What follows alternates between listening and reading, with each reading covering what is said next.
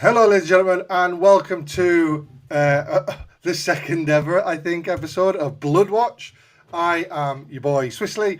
I'm here to talk to you about World Eaters. I'm having a bit of a break from Tyranids, and I'm going to give World Eaters a go. It's the army that I go to every time I need a break because it's so much fun, right? It's such a cool army. So yeah, I'm here to talk to you about an RTT that I went to. I wanted to try Vessels of Wrath. And it's a blast, guys. It's so much fun. So let me tell you about the event. And please like, subscribe, and comment. I'm here to get any feedback. I'm not the best World Eaters player in the world, but certainly I'm trying. Yeah, please like, subscribe, comment. That would be great to hear what you guys thought. Have you got anything any learnings you've got on the detachment since it started? It'd be great. Let me talk about this RTT then. So the RTT was at Tabletop Republic. Really good event. If you live in the area, you should check it out. It's really great event. It's 15 quid, I think it was. 3-game event, and it's in the middle of Wickham, so there's tons of food options. Really great Caribbean place right outside, which was banging. So yeah, really good. It was on UKTC terrain, and it was missions 1, 2, and 3. So Terraform, and then Purge, and then Take and Hold. So yeah, it's in Wickham, and it was 22 players, so a pretty good turnout for an RTT in the area. Not bad at all. So yeah, let's get into the event. I'll tell you you can see what was on my list from the screen, but here is a better image of it. Boom. So that was my list. I have to be a fluffy little bunny and delicate fairy and paint my model slightly different to everyone else. So yeah, I've got blue World Eaters. Sorry. And we have got Khan. You can see it on the right hand side. That's going to be there for the entire thing, so you can see. I will give full credit. I say full credit if she wants it. Josie Cartwright built a really good list, and then what I did was took that list, changed it a little bit because I don't have the models for that list, and that's what I took. I'm sure she could play it much better than I can. So, what is in the list? Well, we have Khan. He's great. He makes a unit of 10 berserkers really, really killy, or he's a great thing to like throw at something with 5 berserkers. So it's very good. He's rerolling your ones to hit and wound, etc. And we've got Lord Invocatus, because one of the things that I think makes World Eaters very unique is it makes your opponent literally shit the bed. I'll go into the change in a second, BCG. Then we have the Prince with Gateway. So the Demon Prince with Gateway, just a walk-in Demon Prince. The Gateway obviously is great because you can get through walls. I wasn't totally hot on the Demon Prince until this morning when I had another game this morning, because he hits like a Hive Tyrant, and the Hive Tyrants don't hit too hard. So it was one of the things I was concerned about. We have a Moor with Arch Slaughterer. Now, I would love to give it to a Lord on Juggernaut. The problem is I don't have one. So I've only got one, and I can use it for either a Lord Invocatus or a Lord on Juggernaut. I decided to use it for Lord Invocatus. So I gave him more the Arch Slaughterer, and it was very middling. It wasn't very great, but we'll talk about that in a bit. The change is actually I would have had a Lord on Juggernaut here as well, and 2 spawn. The problem is without having that model, I had to take that out. You can't really get anything for 110 points or whatever. So I had to take spawn out as well, and I put in an extra Rhino and 5 berserkers. So you can see 2 times 5 berserkers there. One of them goes with a character, one of them doesn't. One of them is just vanilla. We've got 10 berserkers to be a bit of their role changes both in every game. We've got 2 times 10 jackals. They just do so. One unit obviously stick at your home objective, and the other unit to do odd jobs. Not fight people.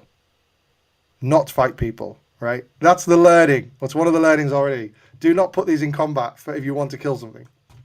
We've got 2 rhinos because look, I'm a Tyranid player. I want to play a transport. Let me have it.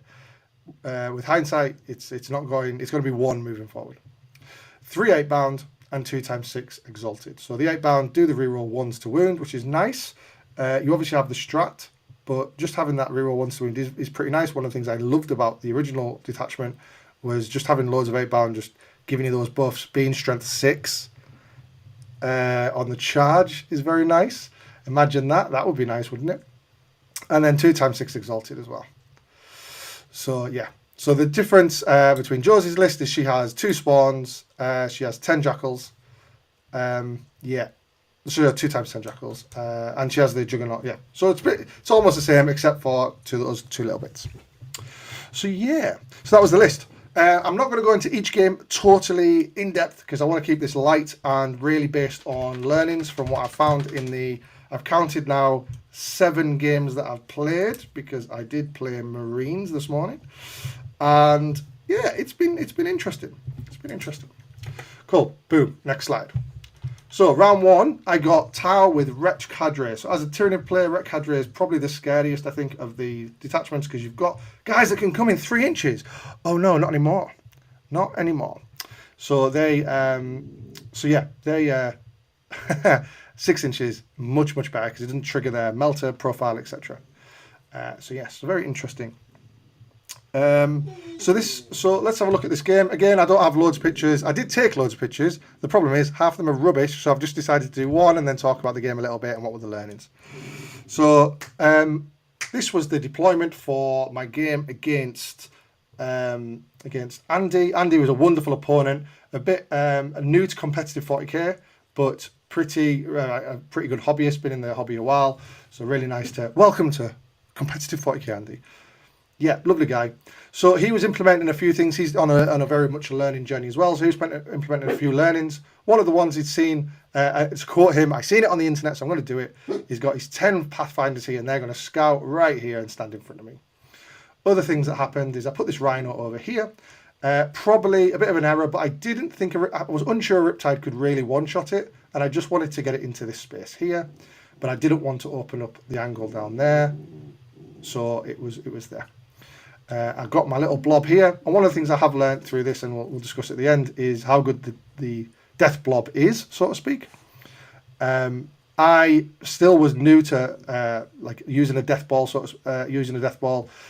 I was throwing the guys out a bit as missiles, which is definitely the wrong strategy, I believe.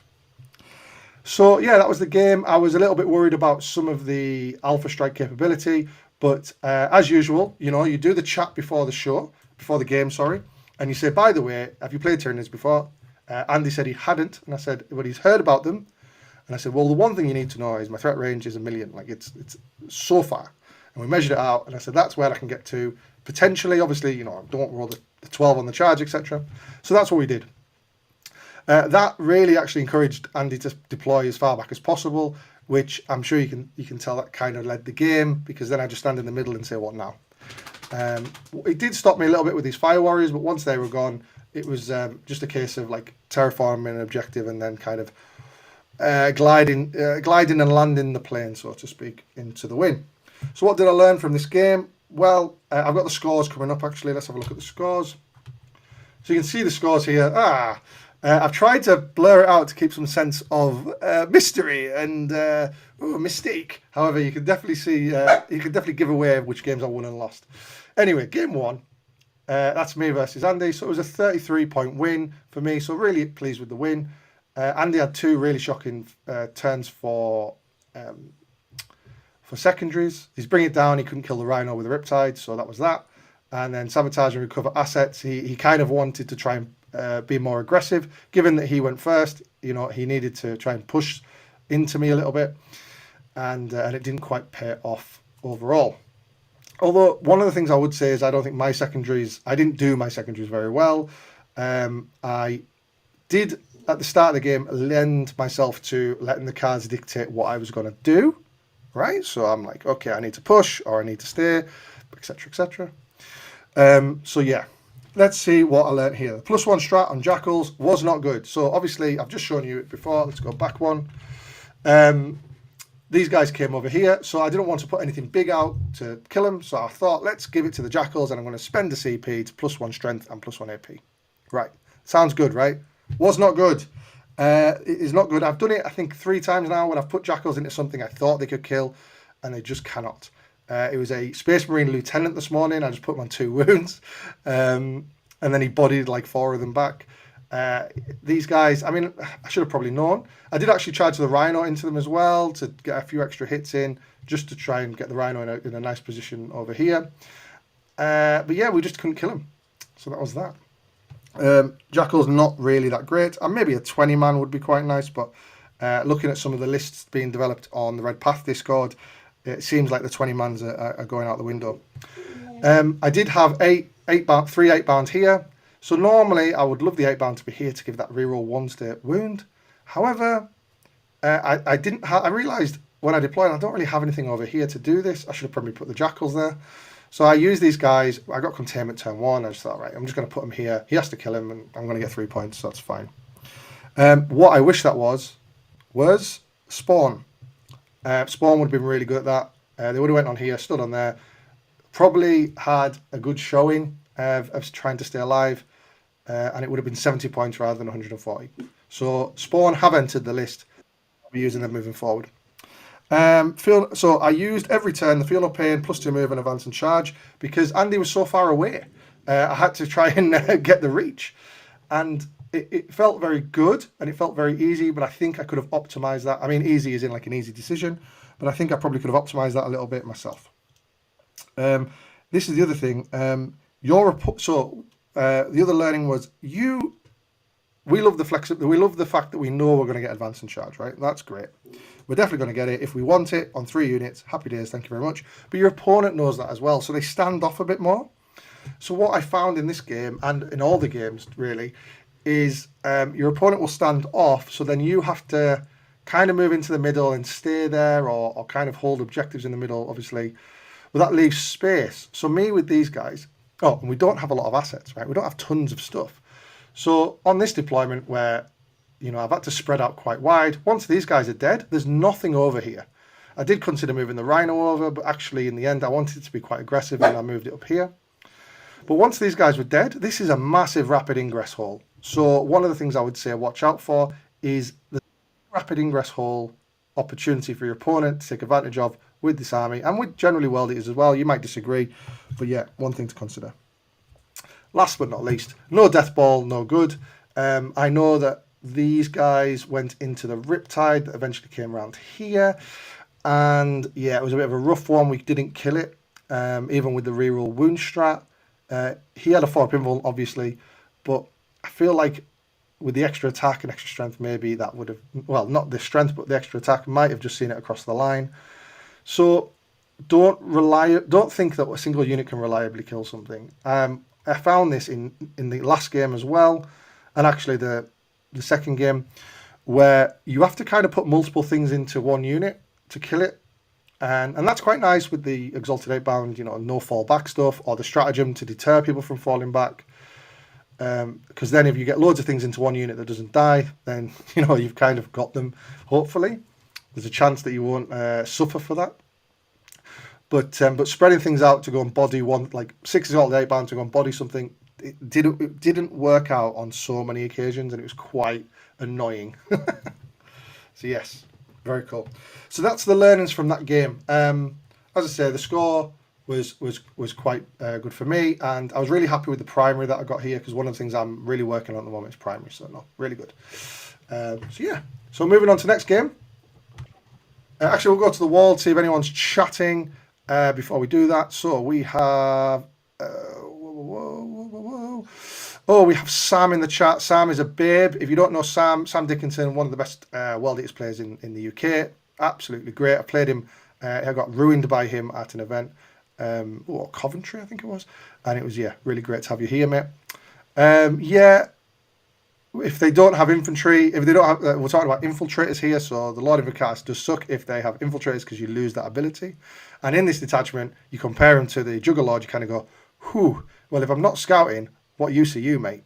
But not everyone has not everyone has infiltrators to stop the scout, so yeah, I think it's still worth having. We've got Sam also saying that jackals in the Grotmas detachment don't do damage. They absolutely don't. I'm with you there, mate. They're learning from me. And then going second with the threat range is super nice. Yeah, absolutely agree. Absolutely agree. I went second in every game. So that was quite cool. All right, game 2. Samuel Smith's CSM Creations of Bile. Sam Smith is a fantastic player, one of the best CSM players in country. Does really well, regularly hits the old 4-1s and things like that. He's a really good lad. I cannot commend enough his sportsmanship in this game. It was fantastic. He was top. All my opponents were really lovely. Sam, it's nice when you see a really strong competitive player be really nice as well. So yeah, let's look at deployment. I would love to show you what this table looked like at turn 4 because I did not have a great deal left. It was rough. I've played Creations of Baal twice now with this detachment and lost both. Creations of Baal was a detachment I've been playing with as well to try and figure it out and play with it. It's super good. It's super, super good. What happened in this game? Well, on this map, it's Purge the Four, right? So you're kind of just staring at each other. I've got a fight first blob here. He didn't have a fight first option. So I'm sitting there going, okay, I'm fairly safe here. I've gone second. I should just wait and then pounce the trap. However, that does give Sam a lot of agency over what happens to me or how he engages with me. So it made me slightly nervous. I did play really badly in this game. It was a bit, I think I look back and I made lots and lots of mistakes, and we'll see in the secondary part. One of the ones was just misjudging how many Warp Talons 3 8-bound could kill. So I put out 3 8-bounds, try and kill these Warp Talons, and then consolidate onto here. I was very much hopeful, and I didn't do the maths in my head. It was obviously bad maths to start with, but there was a chance until the Predator behind the Coke can overwatched them and killed one. So yes, getting overwatched was very much a theme of the weekend, to be fair, of the Saturday. So that was the first of many bad decisions in this game. But what I found with the with this matchup is it's very difficult because you end up fighting on objectives, right? If you start fighting on objectives, they have more bodies than you. 10 possessed, 6 8-bound. That fight goes on for ages because you have strength 5 choppers, essentially, or strength 5, you know what I mean? You have your strength 5 option or your strength 14 option. So your strength 5 option is wounding on 5s, but maybe you've got reroll wounds, reroll 1s to wound from 8-bound, so you're incentivized to try and maybe have a go with that. Or you have less attacks, but then they've got their invuln, so it's very swingy as well. So it's like a lose-lose scenario. So you slowly get through them. On average, I think in every game, the 8-bound have taken about 2.5 turns to kill 10 possessed, which has kind of been a bit rough. But all that time, they've just out OC'd you because they've maybe got 5 legionnaires next to them or whatever. The fight first blob is really nice. That's really cool. Big fan of that. That does a lot for you in this matchup, so that was good. There's no good answers with Bile in terms of what they roll, except for the ballistic skill. They get +1 weapon skill. It just makes them more killy. It means that all their hits essentially get all their attacks get to the wound stage because they've pacted. +1 strength means they're wounding your 8-bound on 4s with possessed. +1 toughness means they're chosen even harder. So yeah, it just kind of all adds up. And I also chose bad vessel buffs here. So this is the end of turn 1. At the start of turn 2, I ended up choosing advance and charge again because I was a bit flustered. And I think this is definitely a learning to take into other events, is just have a think about your vessel's options a turn ahead, right? Because what happened to me on a few occasions was I forgot, you forget to roll your 8 dice and you're like, oh, what am I going to do? So you roll the 8 dice and you just go, feel no pain, +2 move, advance and charge, because it's the easy option and you've done it every other turn. Why not do it here? This detachment super needs sustained hits and it super needs lethals. So definitely consider, hey, okay, so next turn I'm probably going to want these, and consider and almost pencil it in your head to pick those, because I think sustained and lethals with the feel no pain at this point in the game would have been definitely the right choice. Another thing to consider as well, it hurts me to say this, but consider shooting options in your lists. A Forge Fiend here would have been really nice. Every opponent that I played said, oh, it was just nice that you didn't have shooting so I could, deploy where I liked or whatever.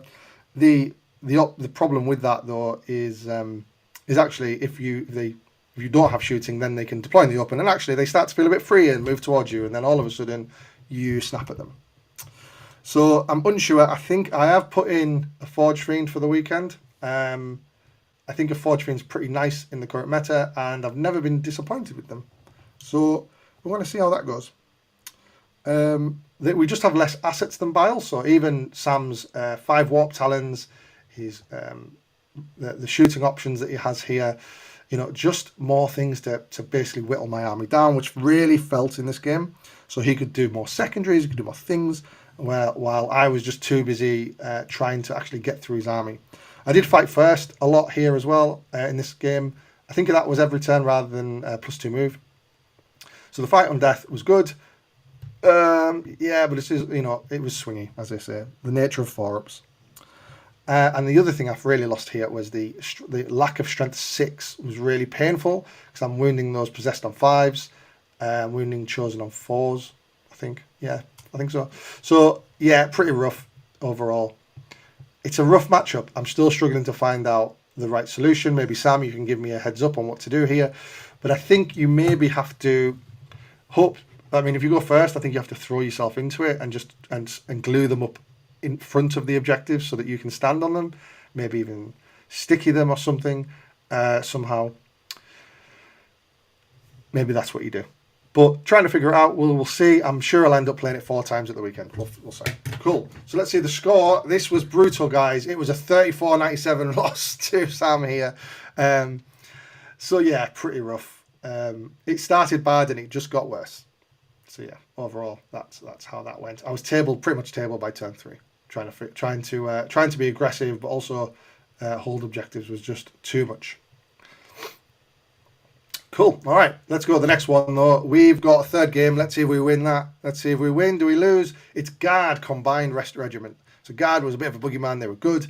Are they still good? Well, let's see. So go up against my opponent here, just to give you an idea of what tanks he had, because he did redeploy 2 of them into strategic reserves. Not sure if that was a good idea. I felt good at the time that he'd done that, but I can understand why he did it.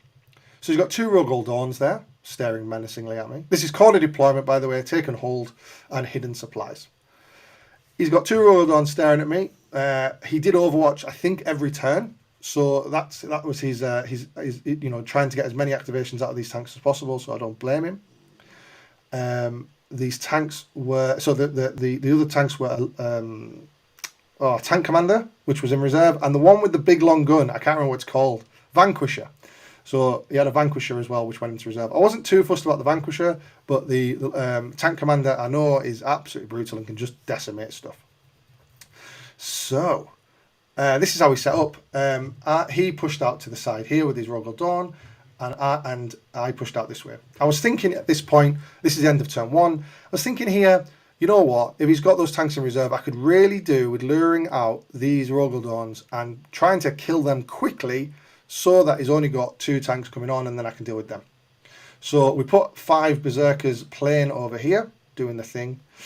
And the idea being that this guy's going to come out and shoot them, meaning that they're closer from my Exalted 8-bound to get out and punch him. That did happen, but I think I was in combat with it for like 2 or maybe even 3 turns. It was pretty rough.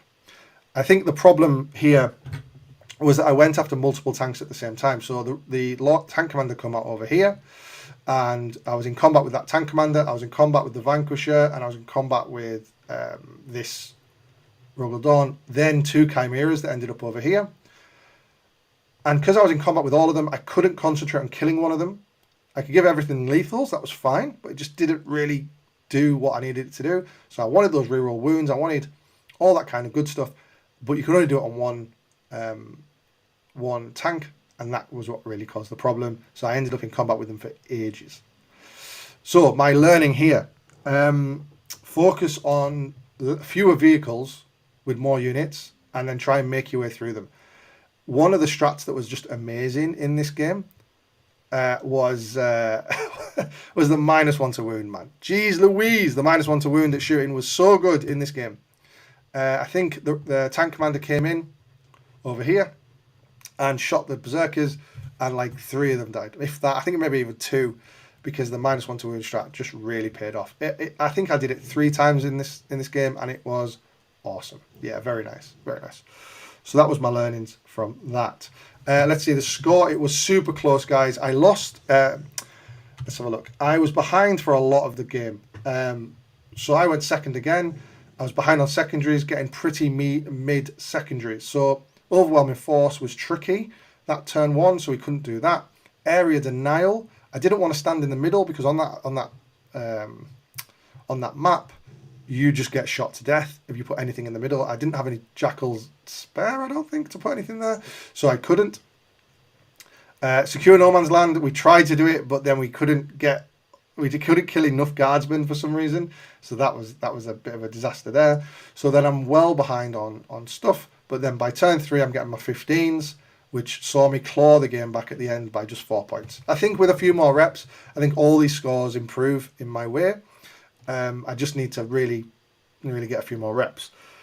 Overall, I'm really happy with this primary scoring. It's not something, even as a Tyranid player who takes 90 termagants sometimes, or 80 termagants, it's not one of the things I'm super strong on, but it was really nice to be able to do it with World Eaters, because I know that you want to be punching stuff in the face rather than anything else. Obviously, the second game, primary, wasn't so great, but at least it was better than my secondary. So yeah, so there were the points.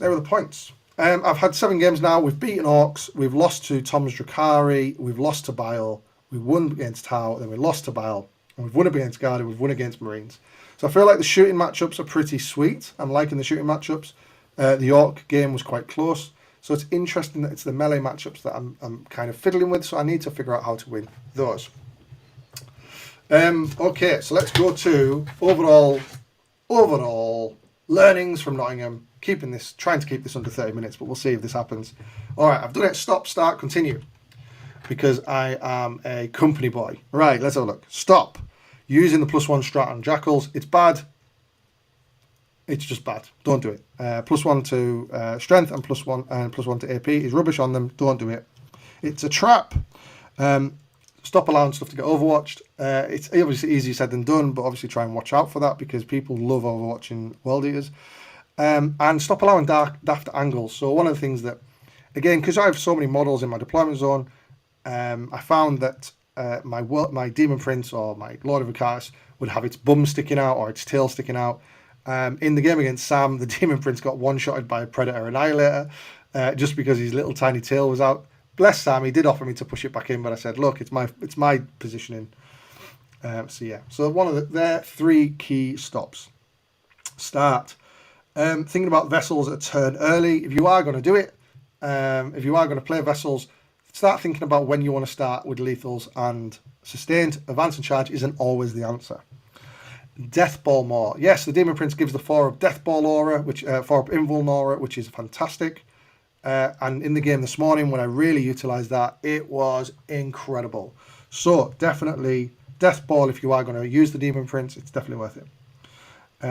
It's not like, I think when I used to play the old detachment, I used to like send things off as missiles. This definitely is not that. Consider rapid ingress locations, but you should do that anyway. Considering a shooting platform, so I'm going to look at that and we'll see if I'm going to try the Forge Fiend at the weekend and we'll see if that's any good. Berserk, like so you've got a big gap between your 8 bounds sweep and your 8 bounds strike. Okay. Between 5 and 14. That's a lot of numbers between those. If you need something in between, you can use Berserk as a strength 6. And I think I need to utilise that more. Because again, against stuff that's toughness 5, if you're ending on 4s with 8 bound, it's pretty annoying. So definitely consider Berserk as a strength 6 solution. And just change my mindset on that really and have them in my head. And then with vehicles, focus on killing 1 at a time or a couple at a time. Or even like durable units, try and kill 1 at a time, rather than trying to take on their entire army at once. With vessels, because you just don't have the extra attacks to do it, you don't have the extra strength to do it, you don't have that lethality to get through it. In terms of continue, one of the things I'm quite proud of is letting the cards guide my play. I didn't do it in game 2, but I did use it a bit in turn 1 and turn 3, which I'm really pleased with. The fight first, obviously setting traps with that is quite nice. If you compare, one of the things we did is, if I'm against a melee army, I'm putting in Mo with 10 Berserkers. If we're against a shooting army or something I can really get into and kill, I'm putting Khan with 10 Berserkers instead. So having that being able to switch was really nice because you can adapt to the matchup. So I'm a big fan of that. If you are looking to play this, go for it. It's really cool. What else? And I'm going to continue, guys. I'm going to continue in vain to find a solution to this goddamn bile problem. How on earth do we get through all that? it's difficult. It's difficult. So that's really a very quick event report. I didn't want to go and do War and Peace, but I still managed to do 30 minutes because I love the sound of my own voice. Let's go to the chat and see what's going on. Sam's been very active in the chat, so thank you very much for that, Sam. Exalted 8 pounds. Eviscera is a strength 6 base. Don't tell me that. I'm pretty sure they're 5. Anyway, oh well, I've made a mistake if that's the case. I thought they were 5. I think the matchup isn't bad for Index, but I've not done the matchup yet. That's Sam again. So yeah, I agree. I think it's better. I'm not sure if it's good because they just have so much stuff.